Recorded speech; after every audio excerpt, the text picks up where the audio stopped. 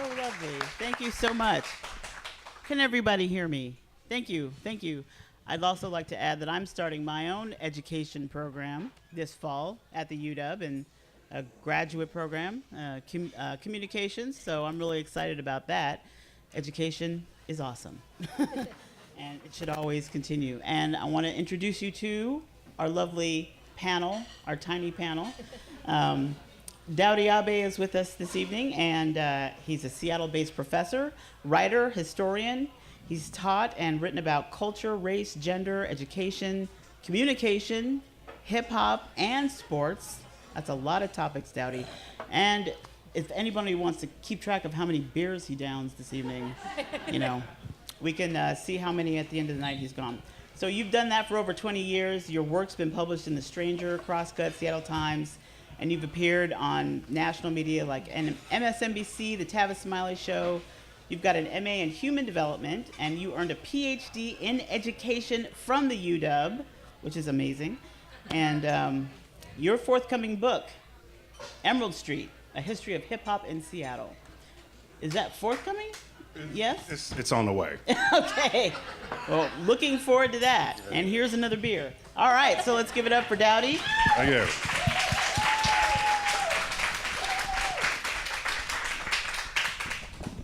And also with us, Kristen Leong, one of the 30 International TED Ed Innovative Educators of 2017. That's awesome, man. That's really cool. You're the founder of the Roll Call Project. It's a portrait and interview project that humanizes gaps in race, gender, sexual orientation, separating students and teachers. And you're a former middle school humanities teacher, Washington State teacher leader, and you're currently Town Hall Seattle's community programs curator. All right. And you're the curator behind Town Hall's popular and provocative event, Education So White.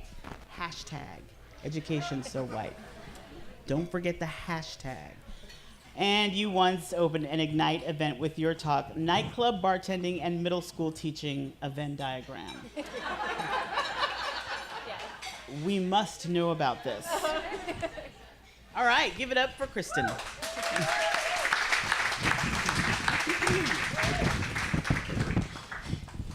So I just want to start off by learning a little bit about each of you, and I'd like to know why this topic for you in terms of your career, the work that you're doing. Why do you care about this? What is it that has drawn you to education and this sort of cultural divide between teachers and students? Sure. Thanks. So I've been focusing on exactly how divided our classrooms are for the last year through Roll Call. And Roll Call is focused on 3 gaps, actually: race, gender, nearly 80% of our teachers are women, and also sexual orientation. It's still really complicated for our queer teachers to be out at work. And so I started this project because I kept reading these stats that over 80% of our teachers are white, that almost all of our teachers are women, that our queer teachers still can't be out at work. And I saw all of these numbers in action at every school I've ever taught at every school I ever visited. I saw it. I was the only teacher of color for the first few years that I was in the last school I was teaching at, and I would tell my students, I'd be like, guys, and I'm only half. So we have half a teacher of color in the whole school, right? Like, it was wrong. And I felt shocked by these numbers over and over again. And I was like, why is no one else talking about this? Why isn't this like front page news everywhere? It's such a strange lack, because you look across your classroom as a teacher and the kids are so diverse, right? The kids are mostly kids of color. The kids are queer. The kids are half boys. Like, our transgender students are also, their visibility is on the rise. And so I was like, this disconnect is profound and nobody is talking about it. So that's why I started Roll Call, and that's why I started Education So White, too. Mm-hmm. How about you, Sir Dowdy? Well, I literally kind of stumbled into teaching. As an undergrad, I studied economics and moved back up here and was kind of looking for a job and was living with somebody who was teaching at Zion Preparatory Academy in the early 90s, which was a predominantly African-American Christian school, K through 8 school that started off right behind, in the St. Mary's building, right behind Washington Middle School, and eventually moved to the corner of MLK in Alaska, where the building is no longer there, and it has been removed for what looked like to be a lot of townhomes. And moved from there so taught there for 8 years, and then, got a certificate and a master's, and enrolled in a doctoral program at the UW. And so I felt different from a lot of the other members of my cohort who had not necessarily had extensive teaching experience. So I felt fortunate that I was able to put a lot of the theory that I was hearing, kind of transpose it onto the actual practice that I had experienced years earlier. And kind of through that process, kind of got down to the issues around discipline and how it's applied and the reasons that people are disciplined, and looking into the numbers a little bit. If you just thought, you said, there's an article that says black kids are disciplined at a higher rate, and the stereotypic kind of thing would be, okay, they're being suspended for bringing weapons to school and drugs and for fighting, and that was not actually the case. The case was actually more than 50% of these African American students who were being suspended and expelled were being expelled for what could be termed as subjective offenses, which is like disrespect or disruptive conduct or talking back or rule breaking, where there's room for interpretation. And that's what I kind of ended up writing a dissertation on. And so kind of teaching at Seattle Central, a hip hop class at Seattle Central, still working with teachers in terms of like having these kinds of conversations with teachers and training programs, and now has kind of extended to working with Sue Rahr, who's in charge over at the Criminal Justice Training Commission, and trying to have this same kind of curriculum for police cadets who are going through the academy. And so, yeah, that's how I'm here. As Thank you. As much as an invitation that would be to start talking about the school to prison pipeline, I want to table that for just a second. That's another think and drink. Yes. With more drinks. It's probably a whole think and drink on its own. But I want to just step back a bit and have you talk a little bit, Kristen, about the roll call project. What exactly are you doing with that? Oh, sure. Roll call. So for the last year, this is my TED Ed innovation project as a TED Ed innovative educator. So for the past year, I have been photographing and interviewing students and teachers from all over the world, actually, and asking them 2 questions. One is, what do you have in common with your students or teachers? And then 2, does it matter that students and teachers have things in common? So people have really taken those questions and like made it their own. And through those 2 really seemingly simple questions, we're hearing stories about what it's like to be the first in your family to graduate from college, what it's like to be the only black kid in your entire social studies class, what it's like to be a white teacher wanting to learn more about their students but not knowing if it's okay to talk about race in their classrooms. People are taking those 2 questions and really kind of giving us a glimpse into what it's like in our classrooms, because I think there's a lot of people talking more, thankfully, about these gaps in our schools, right? There's more articles about it. But this project is really hearing from the people who are living those gaps every day, which are current K through 12 students and their teachers. Wow. So what's the most surprising thing that you've heard? I know you've got a lot of stories, a lot of, pictures and things in your mind, probably from all the things that you've collected. But so far, what's the most surprising thing that you've heard from the people that you've spoken to so far? I'd actually like to say like what's been most surprising about just doing this project for the last year, which is that like this started off, I was like this, earnest activist. I was like, I'm gonna do this project because nobody's talking about these numbers, and if I could just make it visual for people, if I can show people the faces of our actual teachers and our actual students, and you can see clearly the disconnect. I was just going to provide a visual aid for the problem. And I was like, this project is going to lead to solutions for recruiting more teachers of color. and more, safety for our queer teachers to be out. I was like very solutions driven.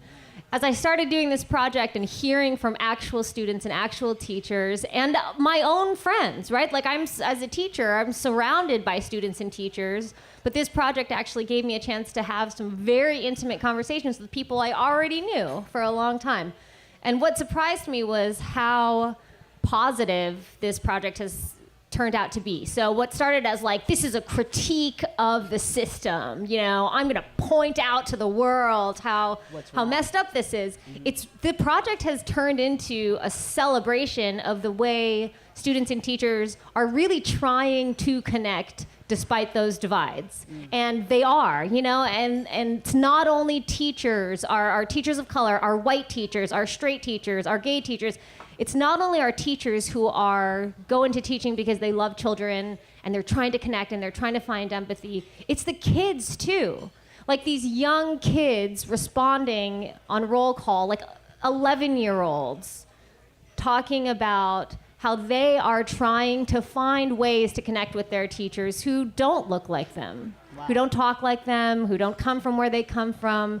And it's been like this really affirming kind of look into human beings in a year that has been, just driven by fear and division, right? Our current events are rough. So it's been really a blessing, really, to do this project. Rough. And I will say yes, as somebody who has to read and listen to them every single day, the current events are very rough. Today was rough. Dowdy, Dr. Abe, I'm going to ask you, what kinds of conversations have been the most difficult for you to have with colleagues when it comes to talking about the divide in the classroom? I remember at Zion one time, there was a woman it was a black woman who had just gotten into teaching. And this was probably within the first week. Like every single day she came into the teacher's lounge just throwing up her hands, just, I don't know if this is for me. And after about the third day of hearing that, I was like, maybe you're right. Maybe this ain't for you. And I remember thinking, not necessarily thinking about it then because I didn't have necessarily the knowledge bank that I have now, but looking back on it, and Zion Prep was like a 99% African-American school. It had black men in positions of leadership, a principal, assistant principal, lots of black male teachers. So it was really a unique place in the 1990s in Seattle education. But now I look back and I remember thinking, okay, so how do I think her students experienced that?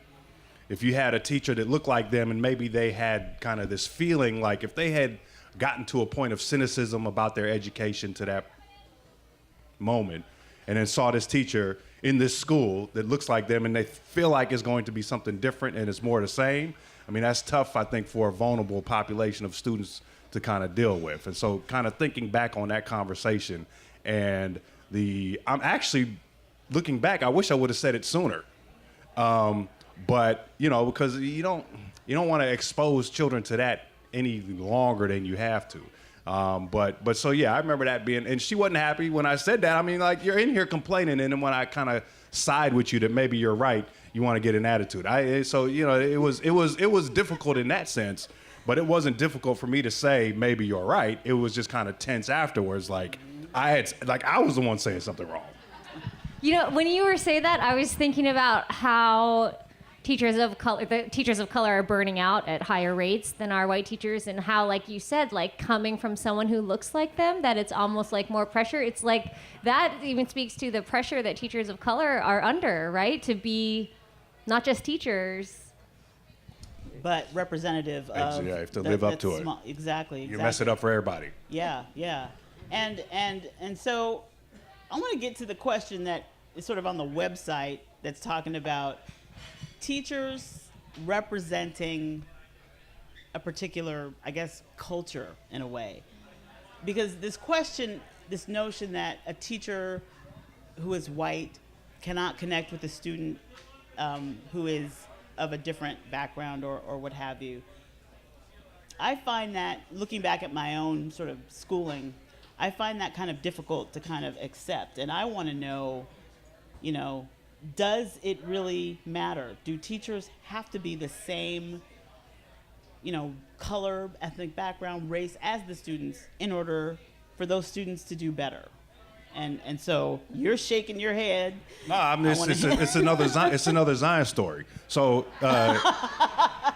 so actually, I heard from this person I'm about to talk about, because I put something on Crosscut about this discipline thing. So you can go look there. But there's a woman who I taught with at Zion. Her name was Sister Teresa. She was born and raised in West Glacier, Montana. Went to Kansas State University. And so, what I'm saying? I'd never been to West Glacier, but I'm going to guess that it's not the most diverse place. And in Manhattan, Kansas, kind of the same thing. But so she enters Zion and is teaching middle school at Zion and was doing phenomenal work there. And so what I was saying in the article was that A, she was not intimidated. B, she was using culturally relevant instructional techniques to deliver curriculum that was able to tie in with the students' lives.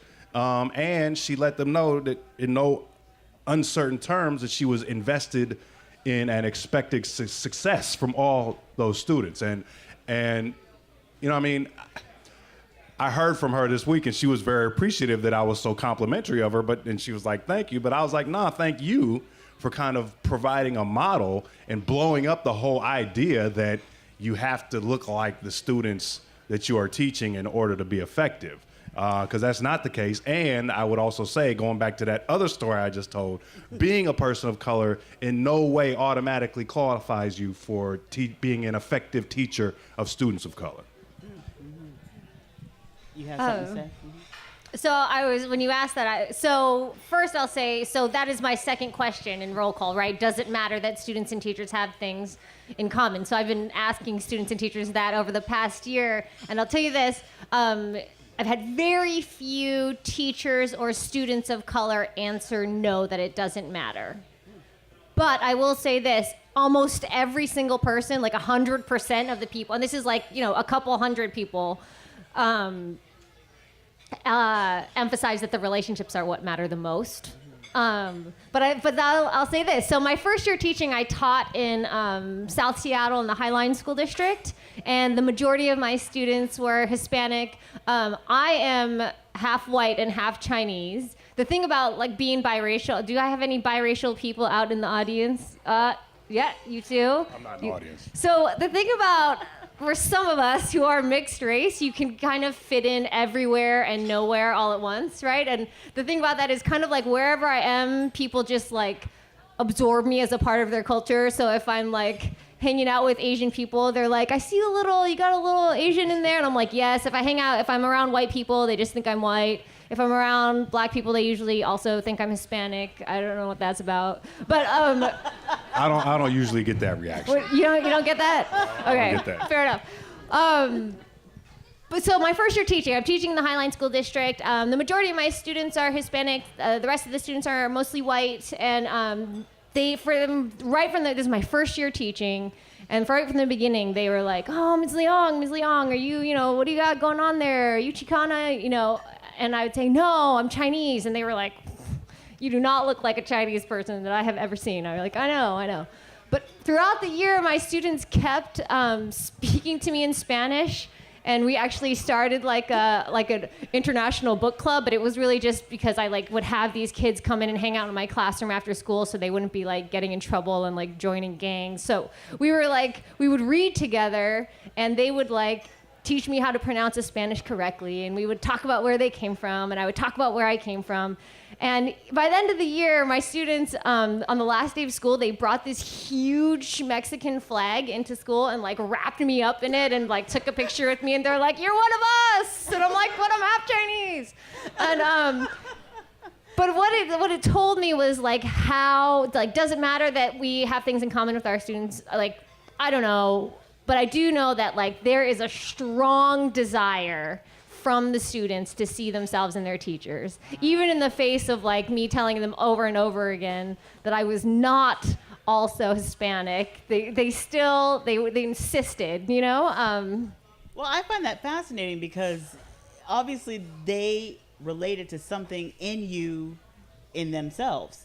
And you were fine with letting them put that on you or in you or, you know, connect to whatever It's that relationship was. building. Exactly. That's all exactly. it is. Yeah. And so, but that makes me wonder about all those kids that you talked about, or not just kids, but the teachers, all the people that you've been speaking with who say that it does matter. Yeah. That they have something, you know, that their teachers have some kind of connection in their background or sameness in their background as part of that relationship. And so I want to know more about that. Like, what are their responses in terms of like why that is? What is important to them about having that sort of same cultural background? Well, I think we like kids are, especially I was a middle school teacher, you know. This is the age where kids are really like coming into themselves and figuring out who they want to be or who they don't want to be, how they want to look, how they want to dress, how they, you know, who could they be? And the majority of the time, the adults in their lives are the teachers that they're with at school, right? A lot of kids see their teachers more than they see their parents. And so if you're trying to figure out who you are, and the only models for that you have in real life are like a homogenous group of a certain kind of gender, a certain kind of race that don't look like you, that don't look like your parents, that don't look like anyone else you hang out with. That's very limiting, you know. Then where are they seeing role models? Where are they figuring out who they want to be? Did you have anything to add? I just want to say that if you, it looks like a lot of you are eating, but if you want to tweet something or something to that effect, you know, because we live in this world today where there's a lot of social media and stuff going on. I think we have a Think Drink hashtag. And Hashtag. Yes, hashtag. If you want to stick that on there. And we were just talking a little bit earlier. We have some, you know, what are they called when you have the Twitter handle? Yes. There you go. We have some Twitter handles. So if you want to know those, we'll shout them out. Otherwise, we're just going to move on. And you know, I was thinking about what I heard on NPR last year. They did a story on a study that was really interesting to me, which was that students of all races had more positive perceptions of their teachers that were of backgrounds of color than their white teachers. And I'm wondering if either of you have sort of had experiences with that, or you know anything about that study, that background. And I mean, it kind of speaks to I'd like to see a teacher that looks like me in that space. But also, I'm just wondering, does that invite more conversations about, you know, being able to talk about things that they can't normally talk about or feel like they're not able to talk about? Yeah, Talking about the students or the teachers? I'm talking about the students. Oh, okay. I've seen that study that, I mean, I've seen the study that, of course, teachers of color are beneficial for all of our students. But I did see something, too, that was like white students prefer teachers of color, right? Like that recently came. That's I don't know. what this story was about. Yeah, it's interesting. Do you have I any don't thoughts know about what that? Oh, I'm sorry. I was paying attention to the beer. What was the question?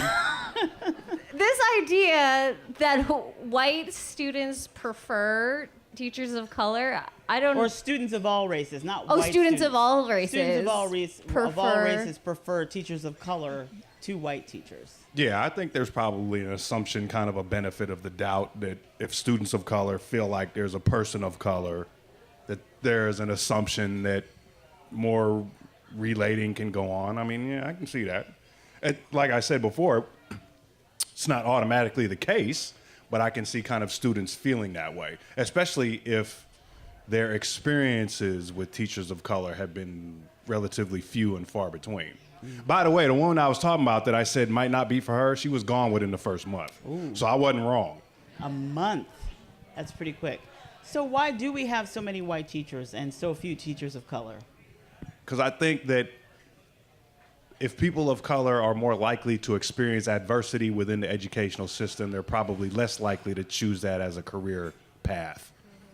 I think that's probably the simple one. And then getting more into it, is, so same thing I'm telling police cadets, I'm telling teachers in training, because there's so many parallels between the two. Why do you want to be a teacher? The only time you really hear about teachers is when they do something bad, underpaid, underappreciated.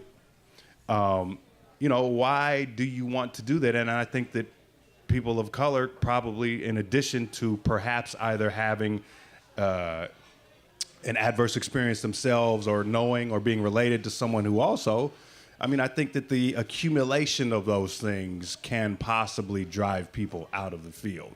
And I think the numbers overall for teachers leaving the field, I think half of all teachers leave the field within 5 years. So the numbers overall about retention are not good in the first place. And I can only imagine they're even more pronounced for teachers of color. It's true. The teacher of color burnout is higher. And I think it's tiring. If you are one of the few teachers of color in your building, I know for me, being the only teacher of color in my building for the first few years, that it got tiring, always being the one being like, why is the 6th grade curriculum only books written by white men with a protagonist that is a white heterosexual boy? Why is that? Every time I could see in the meetings, like, oh, there's Leong again, like raising her hand. Like, it's tiring to have to be that voice all the time, which is why we need more conversations about, the white teachers are not like, it's not us versus them. Like, we need white teachers to be a part of this conversation, right? Like, we need white teachers raising their hand and being like, why is the 6th grade curriculum just all white boys, right? Like, we need everybody having those conversations to support our teachers of color so that they're not burning out, so that they're not the only ones bringing it up every time. We need straight teachers advocating for LGBTQ voices in the curriculum. We need, allies are really important, especially when over 80% of our teachers are white. Yes, of course, we need white teachers in this conversation, helping to lead this conversation and supporting our teachers of color. And being a K-12 teacher is no joke. Even if all conditions are perfect, it's no joke. And then you add in these dynamics, these additional kind of socio-political dynamics. It's I guess maybe it's surprising we have as many teachers of color as we do. Shit. Wow. That's a pretty big statement. I'm not happy to say it. And like teacher prep programs, like how many of you did a teacher prep program and like your internship like was a semester in a classroom unpaid, right? While you're paying for your master's degree. Like that situation is going to exclude lots of different kinds of people from being able to even think about teaching if in order to become a teacher, you need to be able to take 6 months full-time work, unpaid, on top of it paying for your master's degree. That right away, you're going to cut out people of color from even thinking about going into teaching. You're going to exclude single parents from being able to think about going into teaching because that system is not sustainable. It's not accessible. So I want to encourage you, if you've got questions, to start thinking about them and start, getting that hand ready to put up, and we'll get to it pretty soon. And how are we doing on time? Where did Zaki go? I'm not sure.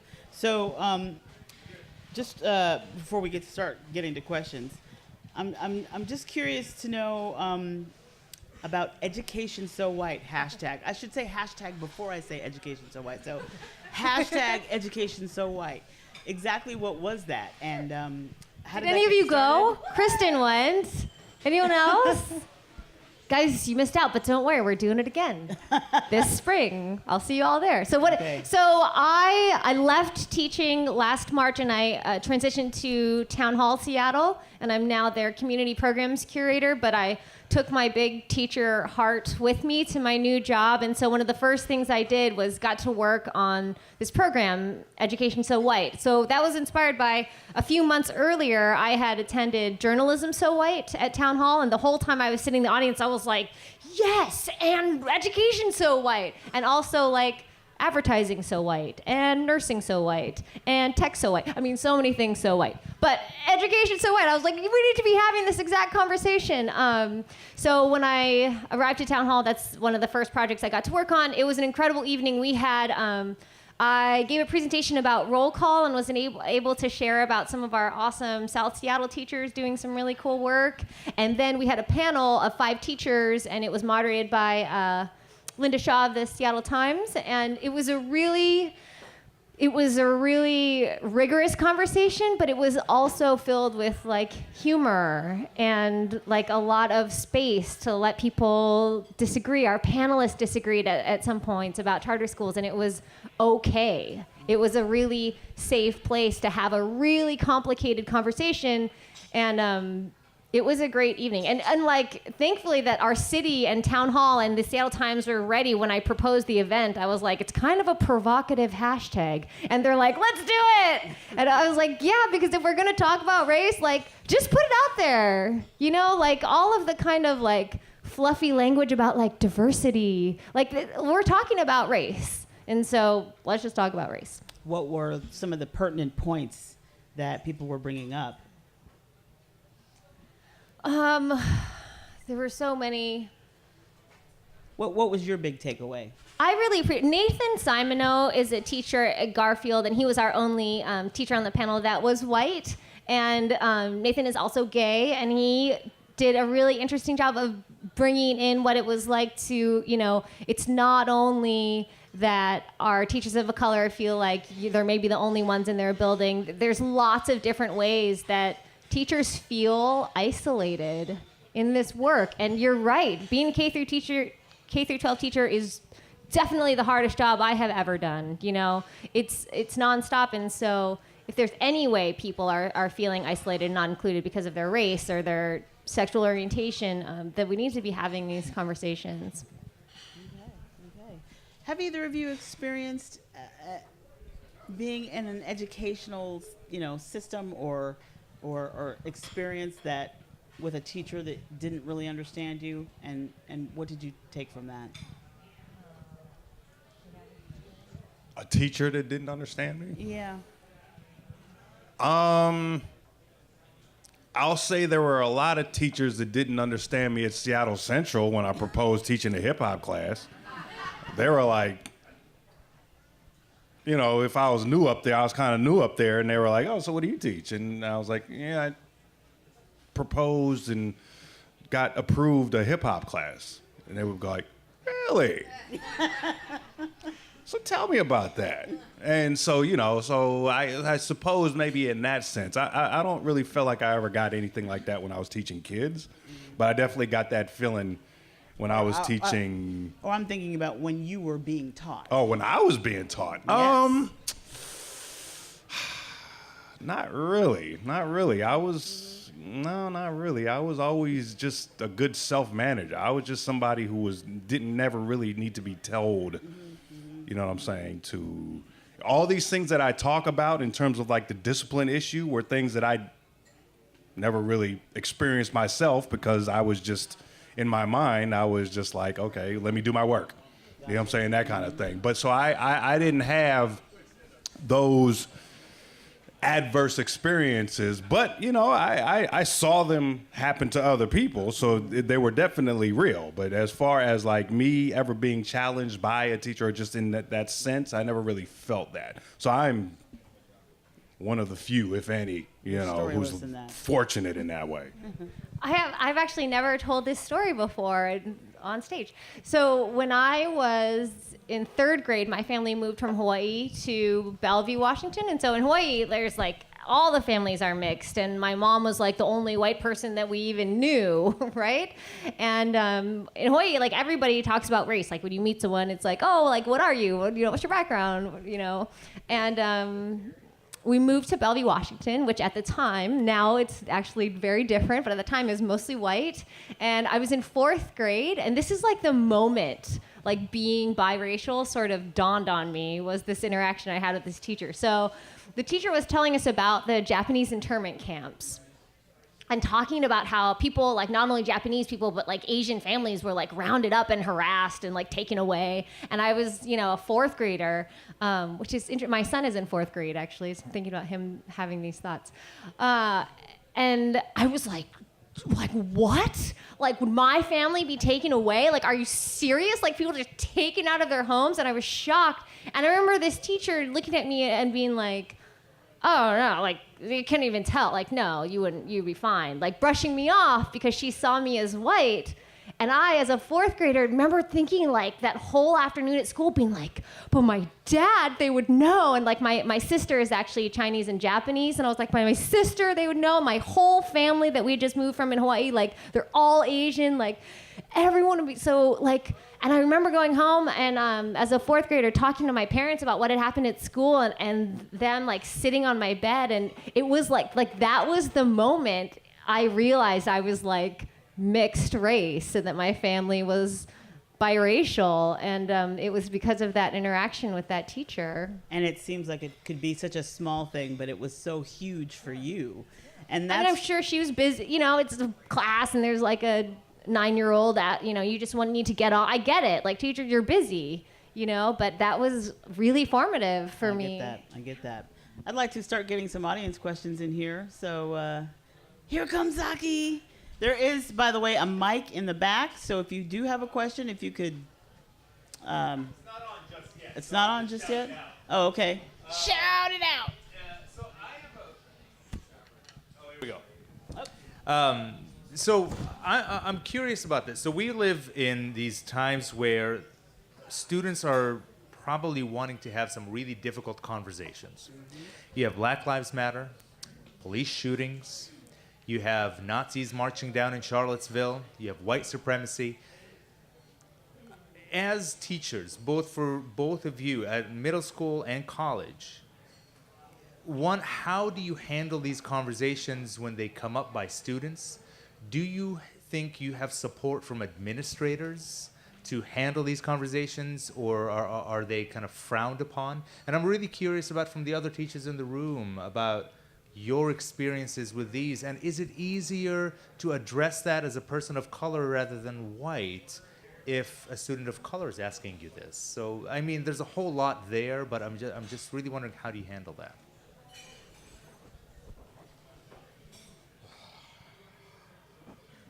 He's thinking. Everybody's thinking.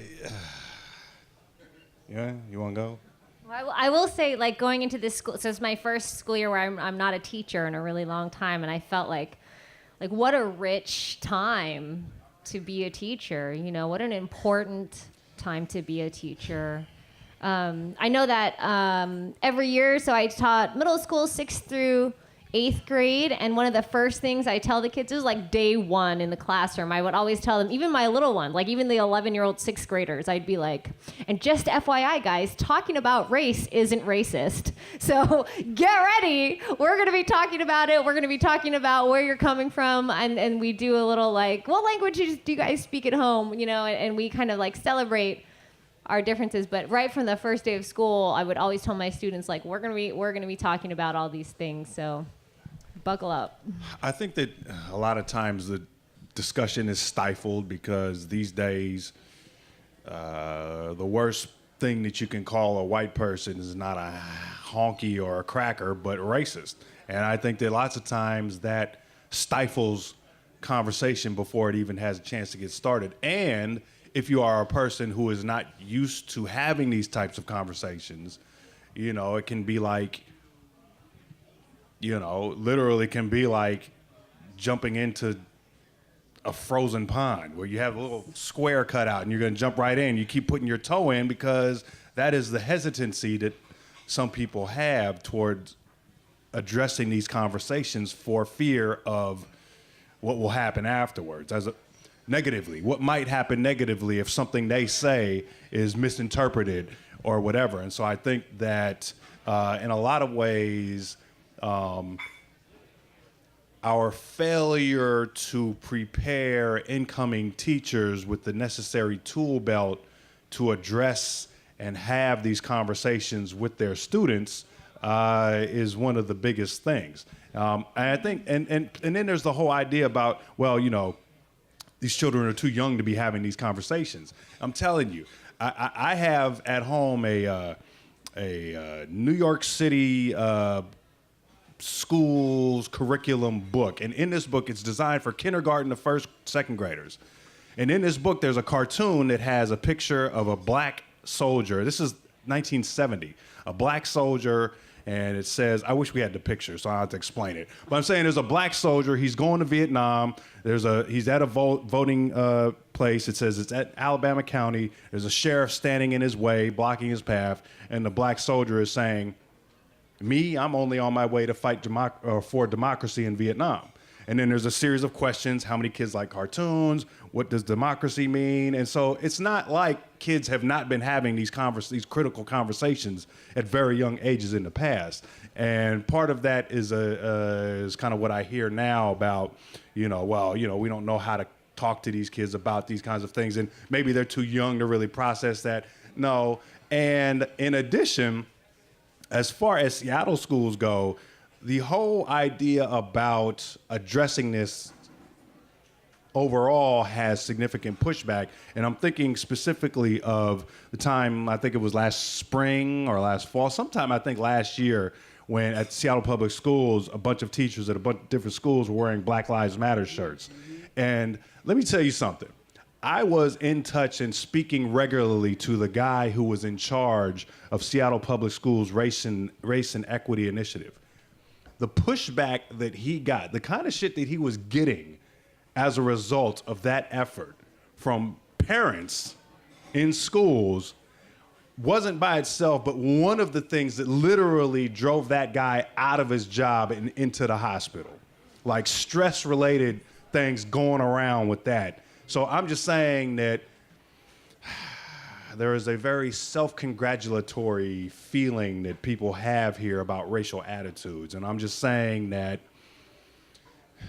there's more work to do. You can't just sit here and act like because we have this reputation of being racially progressive, and there is some evidence to back that up, that just resting on that and saying, yeah, okay, well, that's good enough, it ain't good enough. There's got to be more. I just want to say that KUOW has this program called Radioactive, where we bring in young students, high school students from across the city, to come in and, you know, do their own stories. They get to learn how to tell radio stories. And there were a couple of kids from my alma mater, Garfield High School, graduated from there. Hello? There you go, Bulldogs.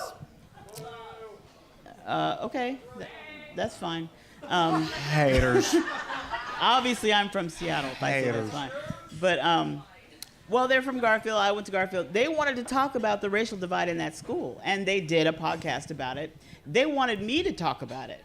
And I found as an adult, I wasn't ready to talk about it. You know what? And so they want to have these conversations. They want to do that. And when they are led to be able to have the kind of conversations that they want to talk about, then when they're given the space to do it, they want to have them. But if the teacher doesn't know how to kind of proceed, then again, it kind of stifles it before it has a chance to get started. So what do we need to do to like give the teachers that kind of knowledge to help them have those conversations? You know, the kids are ready. The kids are more ready than us to be having these conversations, and not just about race, but also about gender and sexual orientation. The kids are more ready for this than we are. But yes, they need, like, teachers need tools to talk about it. They need to know the difference between Asian and Oriental and Latino and Hispanic and Black and African American. Like, teachers need tools and lesson plans to analyze cartoons and to have a list of resources to bring into their nonfiction reading list. But before that whole toolkit comes in, I really think teachers and also administrators need more help with just learning how to make classrooms and staff meetings safe to make mistakes. Because if you're going to talk about race, if you're going to talk about identity, there's going to be mistakes made. You can get all the tools to do it correctly, but there's going to be mistakes made. There's going to be feelings hurt sometimes. There's going to be awkwardness sometimes. And with today's call-out culture, it gets really difficult to make those mistakes. Right. And be able That's what I'm sort of saying. That's what I'm saying. To bring yourself back up and say, okay, look, I made that mistake. So how do we how do we kind of, navigate that Yeah. and still make it through? Because How it do can we- be difficult. Because our schools have to be safe places for making mistakes, and they have to be safe places to be able to back up and be like, I should have phrased that differently. Let's try that again. And to have the conversation keep going so that people have the skills to keep listening, and keep engaging. And people aren't afraid to say something.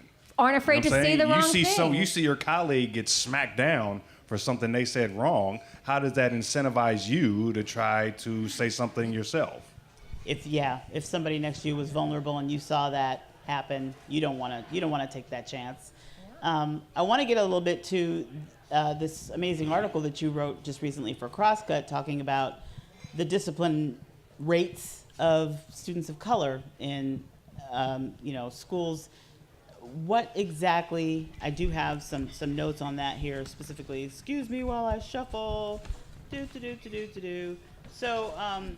You wrote about the discipline gap, and African American middle school students are 3.5 times as likely to be disciplined as other students. And black children make up roughly 20% of the overall student body. But they count for over 40% of all suspensions and expulsions. What's going on there? I think that from a very early point, you have students, especially specifically speaking to that article around African American students who are, if I could call it like academic self-esteem, like how you feel about yourself as a student and a learner. And if research is saying that African American students are being disproportionately suspended starting in preschool, then you can imagine that by the time you get to middle school, not middle school, like 3rd, 4th, 5th grade, if this is something that follows you, that you're not feeling too good about yourself as a student or a learner. Like you might be feeling like, maybe I'm not really smart. Maybe school is not the thing for me.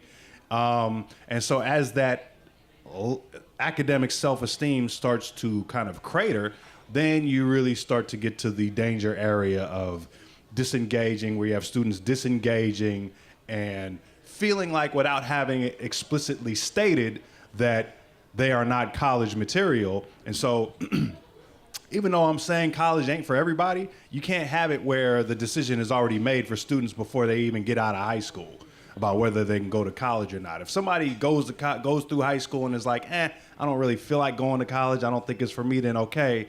But having these kinds of dynamics in play that essentially make the decision for them before they get out is problematic. And so I'll kind of link this to, so I did a talk for a Seattle Public Schools thing. It was an LLD, it was Leadership Learning Day, and every single principal from every single school in the Seattle district was there. And I was talking about this discipline stuff. And so after I finished, a principal came up to me and he was talking to me, he was sharing with me some results about a student survey that he conducted in his building. One of the questions in the survey was, I'm trying to get the wording. So the question was something along the lines of, if I am absent, there will be an adult at the school who misses me. And 80% of the black students in his school answered no. And so, you know what I mean? And educational professionals have to, if they don't know, you got to do a better job of kind of identifying those kids who obviously, I'm going to go ahead and guess that most of those who answered no also kind of are on the precipice about how they feel about themselves as far as students and as far as learners. And so kind of identifying that and figuring out ways to then counteract and raise up, because that's kind of the question. If someone's academic self-esteem is devastated, is there a way to bring it back? Is there a way to kind of raise it up? And if it took years for it to get to this point, you have to, as a teacher, realize that it's not going to happen overnight where you're going to turn it around, but at least you can kind of lay a foundation to where students start to feel good about themselves and maybe be like, maybe I was selling myself a little bit short, and are willing to give a little bit more belief in themselves about how they can perhaps extend their academic careers and maybe be the first, like you were talking about, in their family to not only go to, but graduate from college. It's a long road, though. Yeah.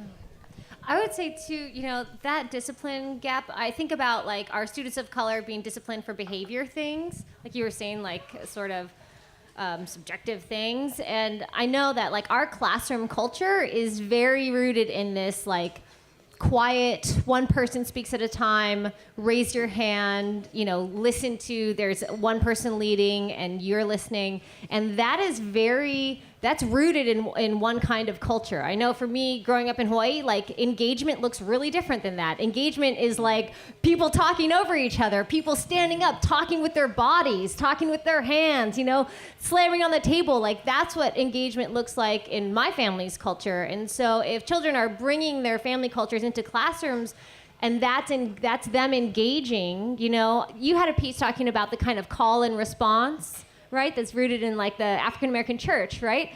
If kids are doing that in a certain classroom that expects children to be silent unless they raise their hand. That's disruptive conduct. That looks like a problem. Whereas in a different classroom culture, that's engagement. And so why are our kids of color being disciplined at higher amounts? Well, maybe we should think about like, what are the standards that's looking for good behavior, So I got a quick story. So I was one of the years at Zion, I was teaching kindergarten, and they kind of. I would love to see you as a kindergarten teacher. They kind of moved me around, and so this, I taught kindergarten for a year, and I moved. I had been teaching like 3rd or 4th grade the year before, so then I moved down to kindergarten this year. Or that year, and we were doing spelling, and so I was going to employ the same kind of pedagogical tactics, as education terminology, for the kindergartners as I had for the 4th graders. So I was like, okay, so what we're going to do is everybody's going to write each word. So there's spelling words, there's a list of like 10 words. Everybody's going to write each word like 5 times to get familiar with the number patterns or the letter patterns, like I had done with the older kids. These little 5 and 6-year-olds, they were like little balls of energy. You know what I'm saying? So I'm like, all right, everybody sit down, write your words. And so probably after about 5 minutes, a pencil breaks. And, I'm going to sharpen my pencil. I'm like, all right. And someone else's pencil breaks. And then someone else, is like, stop, and I can see it's not going well. And luckily, I had either read or been to a presentation where I learned about Howard Gardner's multiple intelligences. And one of the learning styles that he talked about was the kinetic, moving around, hands-on. So I'm seeing that this is going poorly, and so after about 10 minutes, I'm like, all right, time out. Everybody put your pencils down. And so everybody put their pencils down. They're looking up like, what? And I'm like, okay, so we're going to change it up here a little bit. Larry, come up here. And Larry is looking around, and he walks up in front. And I'm saying, okay, Larry, I want you to spell this spelling word with your body. And Larry's like, huh? And I'm like, no, just use your body to make the letters that spell the word. So, whatever the word was, cat. Okay, Larry, spell cat with your body. And Larry was like, C A T. I'm like, see, Larry just spelled cat with his body. And then everybody was like, oh, yeah, I want to go there. And so I'm just saying that kind of turning around a situation that was certainly headed for a plethora of subjective disciplinary offenses by using a method that had just been introduced to me. But see, here's the thing. When you have alternative instructional methods, the question is always, will it meet standard? Will you help, will the kids learn how to spell the words? And so, yeah, we alternated and through the week made sure that we did some writing and we were able to have them do some of the kind of physical stuff. So there was a blend in there. And I think the blend kind of helped them kind of see the larger scope of the lesson that was being presented. But we had them, and they had to. So we did a written spelling test at the end of the week, and each person had to come up and spell a word. They didn't know what word it was going to be with their body, and so we were able to be inclusive of diverse learning styles while still meeting the standard, which is always the bottom line, to make sure that the kids are where they're supposed to be in terms of Thank you for that story. Was there anybody else that had a question? Okay. Gentleman in the back who's by the mic. I feel like I have to this woman- apologize or- because You're not going to go to the mic? Okay, so you can. Okay, so you're Use your next. teacher after. voice, right? Teacher voice? Oh, Teacher it's voice. okay. We'll go with her and then you, okay? Go ahead. I'm from a small town in Texas, and both sides of my family full of teachers. And back in the day, that's what an African American could count on to make good money to support the family. My mother and my father both made it clear to me they weren't necessarily interested in me being a teacher. So those in my family who were in my generation were not teachers. We became, other things because my parents wanted to make more money and to do what I really wanted to do. And so I find it sort of disheartening that there aren't more blacks or people of color who are interested in teaching K through 12. My mother taught elementary and my father, for a hot second, taught science in high school, and then he went into administration. But so much of my family, so many of them were teachers, and past a certain generation, we just said no to that. And I think that that's sad because, I'm from a small town. I was in a desegregated environment. My mother taught all of my friends black, white, pink, and green. It was just a really good scenario for me. But she made it clear this is not going to be for you. And I think that's kind of sad. I'm not saying I would have made a great teacher at all, but I was also going to ask, did you listen to her, because... yeah, I did, obviously. Okay. Absolutely, I listened to her, and what I did was probably best for me. But nevertheless, it's not just me as an African. I don't have one African American friend who is a teacher or who even thought about it. I talk to kids nowadays. They're like, "What are you talking about?" No, I go into schools to talk to kids. I'm a communications person like you, and I tell them these people don't have to be here. They're not making any money. It's disheartening, I guess. Yeah. And it's my parents were back in the 70s. We're talking 2017. It's just sad. Yeah. I worry that the numbers of teachers of color are similarly worryingly low, comparatively speaking, to the number of police cadets of color, because both of those professions are like, as a person of color, you have to kind of do some soul searching, I think, to an extent.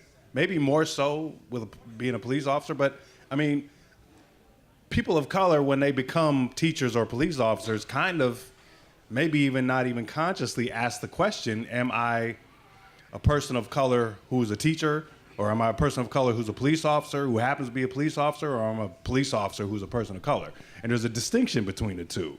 And so I think that's something that's often lost on white police officers and teachers, is that they don't have to ask themselves that question.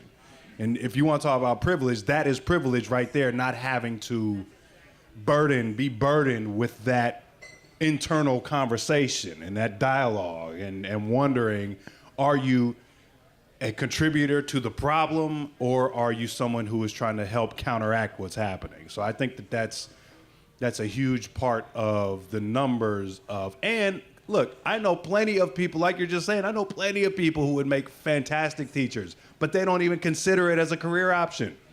Not even for a second. Would make the best teachers, but do not consider it for the reasons that I mentioned before, is that there's not a lot of societal esteem around that occupation. It doesn't necessarily pay well. Only time you hear about them in the news is when something bad happens. So it's, in a lot of ways, it's an uphill battle. Yeah, and I keep thinking about, I really appreciate what you said about, like, if you don't have a good experience in school as a student, you're unlikely to go put yourself back in school and become a teacher. And I really think that speaks to, if we want more teachers of color, we have to figure out ways to make schools more inclusive and safer and more inspiring for our students of color to start. How many victims of police brutality end up becoming officers? Right. Probably not many. Sir, gentlemen, you in the back had a question. yes, thank you. I also went to Roosevelt, so that was Oh, what the is that- booing was was that about. you booing? Yeah, that was me. Yeah. Well, okay. This is Roosevelt anyways- territory. Just so you know, I went to Roosevelt my freshman year and then went to Garfield because they Yeah, you and Jimi Go Hendrix there. both. I know. Yeah, I know. Anyways, I felt I had to say that. I had a question, being that both of you have kind of talked about your experience in being teachers of color and who will experiment with things like spelling words out with your body. And a lot of things I've encountered in my own voyage through teaching is that there's a lot of general culture where that kind of kinetic learning is not right. And I hate to use the word right, but the fact is, how do you respond to parents and administrators in opening up your school to appreciate learning of different colors And fellow styles? teachers, too, Exactly, yeah. right? And so what would Yeah. you say to that? Because it's something that needs to be addressed. I have a friend who's also a TED Ed innovative educator. He's an amazing. His name's Anthony Johnson. I call him the mayor because he runs his 4th grade classroom as a little city, and the children have to create businesses to rent their desk space from him, and they have to create advertising campaigns to sell their businesses. Anyways, his students are thriving, and he is a 4th grade teacher, a teacher of color, and we talk a lot about the fatigue, not just as teachers of color, but more generally about what it takes to be an innovative teacher. And if you're in this room today, in September, if you're doing anything besides lesson planning in September and you're a teacher, you're a star, right? So you're out on a school night in September. So teachers, you all get extra credit. So we talk about the fatigue of innovative teachers, because if you are doing things differently in your classroom, if your kids are spelling words with their bodies, I know I used to have my students do this call and response with me. You do have to answer to their parents, to your administration, and you have to answer to your fellow teachers. Especially, I know the teachers who had classrooms on either side of me, I was always sorry, it's so loud. And they're yeah, we know. And there's constant pressure to continue to do things differently. The traditional model of, the traditional Eurocentric educational model is very linear, very quiet, sit, look at me, eyes on me, and kind of regurgitate what I've said later on. And anything that deviates from that is going to get scrutinized. And I'm dealing with that now, working with teachers at certain schools around the city. These are the exact questions that they're asking. I'm trying to do something different, but my principal came in and said, "What the hell are you doing?" And so I think that, like I said, when I was doing the spelling thing, I was very conscious of making sure that whatever I was doing was being reflected in terms of the scores. So I was even caught up in that. I mean, but it's important that I was, the score, what I was doing was not being reflected in a depression of the scores that were being handed out for the assessment. And that's, what a lot of administrators are kind of looking for. I mean, it's becoming a very bottom line kind of thing in terms of testing numbers and teachers having to teach to a test, and what may be the consequences if your group of students may not perform as well as you would like them to on this test. I mean, it's a minefield in a lot of ways in terms of teachers trying to make the difference, but also looking out for themselves professionally. I mean, it's a dance in a lot of ways. I know it's hard to get up and talk about your experiences, but we talked a little bit about, call out culture and failure and how that can be difficult. And if there is a white teacher in this room who can share an experience that they've had talking to another white teacher about racism, and, I'd just like to hear from you about what you've experienced so far, and, what you feel like you've learned or could do better, or the people around you could do better, that kind of thing. I mean, that's how we learn. We learn from failure. And most the of teacher's time. lounge, is a interesting place because you're in there, your colleagues are in there, you're listening to what they're saying, and it is a space where, in a lot of ways, It's like a sacred space that we're not allowed to go. well, I'm just saying That's what I feel like. I'm As just a student, saying we're that not allowed to go in I'm there. just saying that I've seen with my own eyes in teachers' lounges one, quote, problematic child in third grade become a problematic child in fourth grade. Maybe not only because of the conversations that were happening in the teacher's lounge, but it sure didn't help. The impressions that fourth grade teacher had about that student coming into their class based on what the third grade teacher was saying and doing. Hey, man, I'm just... Oh, man. I'm impressed. I might need an very Uber. Much impressed. I'm impressed. Any other questions from the audience? All right, come to the mic, please. Thank you so much. Sure. So my question is kind of two parts, one more systemic and then one more specific. There's been a lot of discussion in my building because our staff is disproportionately white, of course, compared to our student population.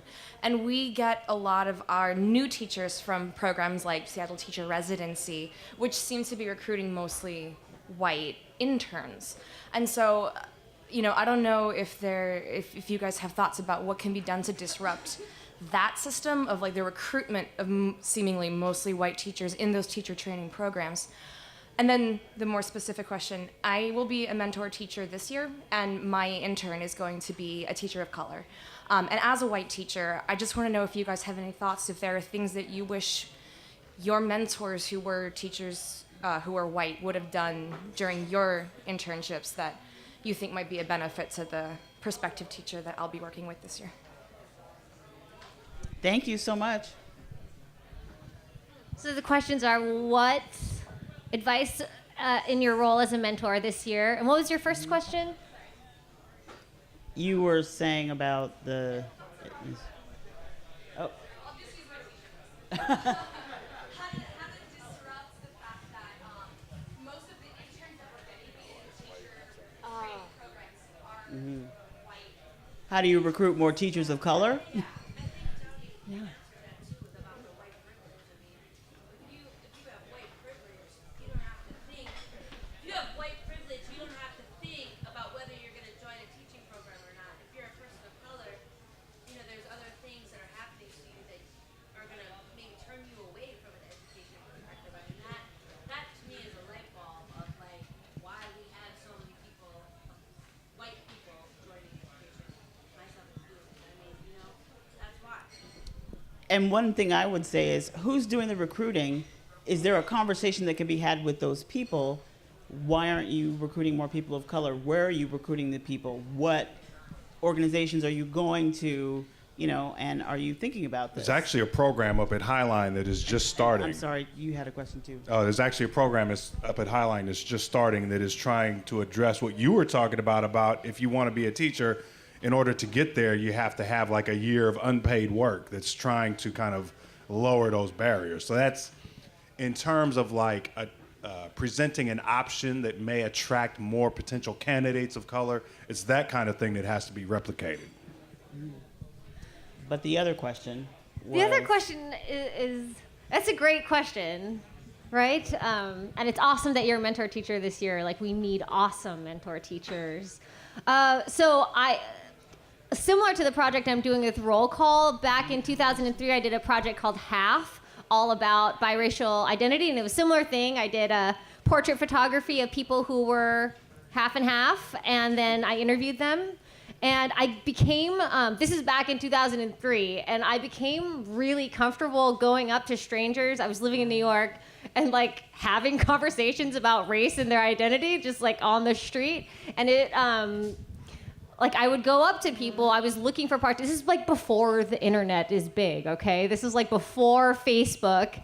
And I would just go up to people and be like, I don't know if you're mixed. I'm mixed. I'm doing this project. If not, this is what I'm doing. Maybe you're interested in learning about it. And I became really comfortable just talking to strangers about race and having conversations that you're probably like not supposed to have with just people on the street all the time. And I found that if you approach it from a place of like, hey, these are things I'm thinking about and investigating, and I'd love to hear your story, and I'd love to share my story with you, people were really eager, actually, to talk about race and to talk about where they've come from and to hear about where others have come from.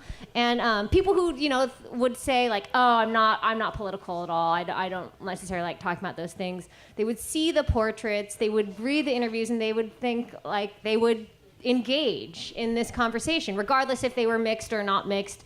And I'm seeing the same thing with roll call. People who are like, oh, I'm not very political or whatever. They see the portraits, they read the conversations, and they realize that there's like something very human behind all these things that is making it safe to talk about complicated things. So that's my way of saying, you have a teacher of color, like, it's complicated to approach someone and be like, you know, as a person of color, what do you think about this, about teaching? You know, you don't want to make your mentee teacher into like the voice of people of color, but it's like, hey, I went to this think and drink recently and we're talking about lack of teachers of color. Like, how are you feeling about that? You're coming into this work, like, let's be real, it's over 80% white people, like, you know, and feel it out. My guess is that your mentee would be eager to talk about those things, just because, like, in my work, I found that when I bring it up, people do want to talk about it, as long as they know it's a safe place and you're there to listen and to not call them out and to not, like, test their social justice knowledge, right? But just to be like, I went to this thing. Like, do you want to talk about it? Tell them that you're open, you know, to hearing about whatever, is how I would say that. And just leave it open for them to say what they need to say when they need to say it. Don't try to force, you know. It can be difficult. That's all I can say. Ma'am, you had a comment or question? Look, we have a line now. It's amazing. I know, right? Hey, everyone. How's it going? I was hired in 1999 as a teacher in Seattle schools at Asa Mercer Middle School. I was one of 2 African-American teachers there. And it was an entire school at that time of African-American and Asian-American children for the most part. And what's interesting about that experience is just when I think about over the years, I've a principal, I was just a human resources director. Now I'm an executive director of the Department of Racial Equity and Advancement in Seattle. And when I speak with teachers of color in the system, they describe systematically in different sites being treated as intellectual inferiors to their white counterparts. Many times teachers of color are in schools where all of their colleagues are white, and the things that they're maybe selected into being a part of, or maybe they wouldn't get like advanced training in different things. Maybe they're steered towards social-emotional things where they should just be like this social-emotional type of maybe support and connection for students of color. I know oftentimes I was even pulled out of my classroom to deal with black kid issues in some ways because they didn't have other staff people who could do the work there in the school. Incidentally, my mother was the school counselor, so both of us had some role of dealing with black kid issues in that school back then. And so I think more of a comment to our white allies in this room who are interested in having teachers of color in their building. One of the things that happens with them is that we have a system of teachers or professionals who purport to love children, but then our children move into the teacher preparation programs and they become our colleagues, and suddenly they're not good enough to be the colleagues. They receive a message that is counter to every message that they get before about you can do anything, you can be anything, and suddenly they show up as colleagues of some of their white peers, and suddenly they're not good enough. They're not intellectual enough. They're marginalized in their school buildings. So maybe it's a message out or a question out to our white allies about what are you doing to create a welcoming environment for teachers of color in your building? What are you doing to extend out yourself to be inclusive around planning, around opportunities that come open? A lot of times, teachers of color don't have sponsorship in buildings. They don't have the level of sponsorship, not from their school leaders, nor for their colleagues in order to really advance and excel in their career, and they feel really disconnected a lot of times. So thinking about ways that you're connecting them to resources, connecting them to other people, asking some of your other white colleagues, are there other teachers of color that you can connect them into?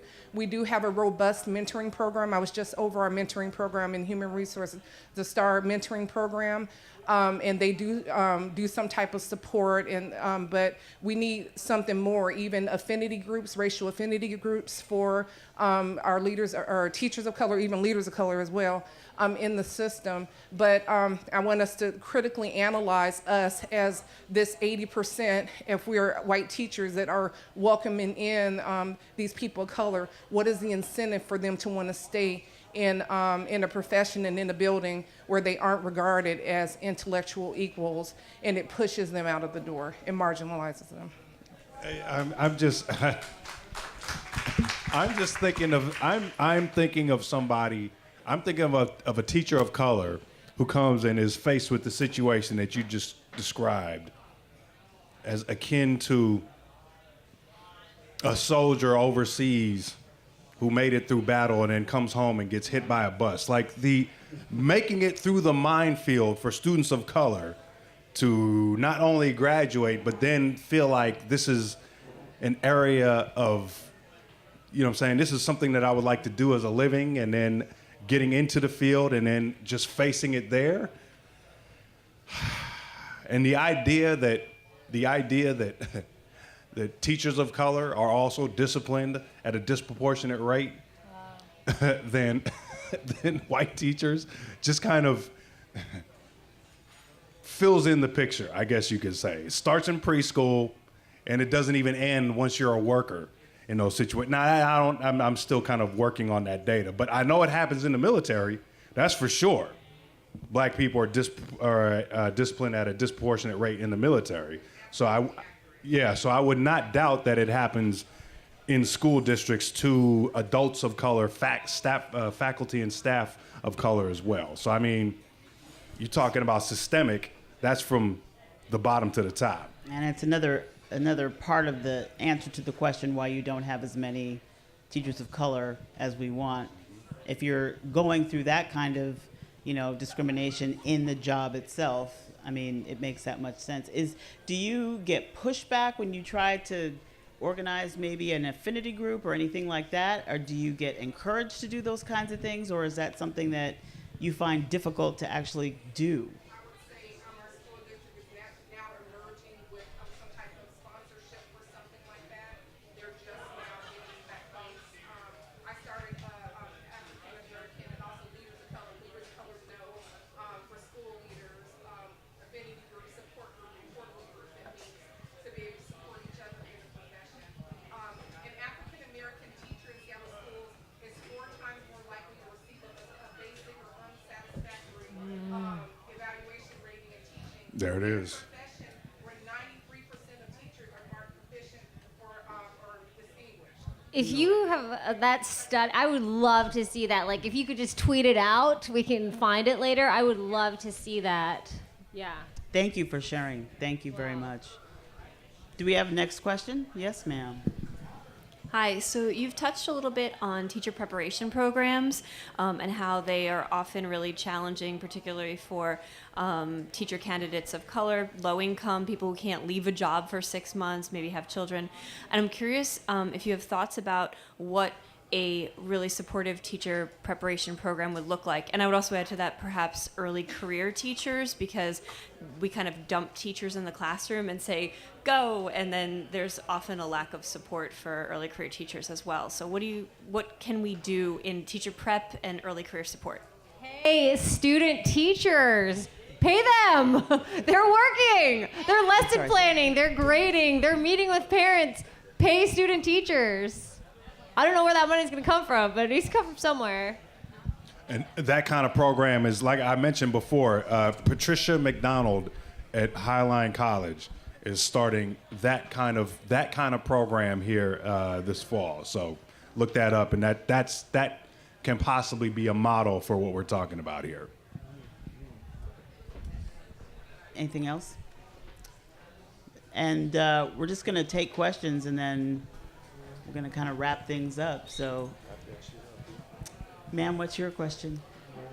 I think what I want to do is make a suggestion, especially in light of coming school board elections, and that hopefully everyone in the room is aware of that and voting. And if you're local school board representative member is not changing hands. You can still write emails to them. The data on kids getting kicked out of a classroom and sent in the hallway or to the principal's office is not collected. So the small infractions that happen every single day, all day long, there's no comparison from school to school. Those data are not collected. And there's no reason for that, except, well, we can, make a guess that some schools don't want those numbers to be collected publicly and shared, but they need to be collected and they need to be published. And it's when you start as a kindergartner and get kicked out of your class in first grade and so forth, those are easy things to solve. The little tiny, so-called rudeness or talking back and things like that, they escalate into problems really fast, and there's always a good reason for a kid to escalate or be so-called disruptive in the first place. And, endless numbers of reasons, because it could be the teacher's yelling or speaking too loudly or speaking at this level when they should be bending down and talking to the kindergartner. And I'm sorry to say I was part of, I was on the years ago superintendent's discipline advisory committee and learned of this. And these things that we're talking about now are not new. It's really a horrible thing to be sitting here, I have to say. Unfortunately, I haven't learned anything because this is all old news. We have a teacher shortage of all colors in this country. That's another thing everybody needs to know. It's all around a teacher shortage, and there's, again, endless reasons. But my suggestion is that people send a 2-sentence email to your school board representative and say, how about if all the schools in my district, or what I don't even know what we call them now, in my area, in my neighborhood, would begin to collect the data on kids being sent out of the classroom, and that gets collected. The fact that we only collect data on the most severe problems gives us no information whatsoever, and no chance of ever changing that cycle, because we wait until there's a big problem, and then it's too late. Thank you very much. I just want to give a shout out to Humanities Washington. They have a website with a link to some very interesting information and some documents. You can also read Dr. Abe's dissertation that he spoke about disciplining students in school. He's also got a Crosscut article out there that was just published this past week, so check that out if you haven't read it yet. And, continue the conversation online. If you find my Twitter account, tweet at me, tweet at Kristen, tweet at Dowdy. We're all on Twitter, so maybe we can get some more conversations going about this, do some interviews, that kind of thing on KUOW, whatever. Really appreciate that. If you guys have one last thing to say about what you would advise people to do in this really challenging time that we've got going, what would you say?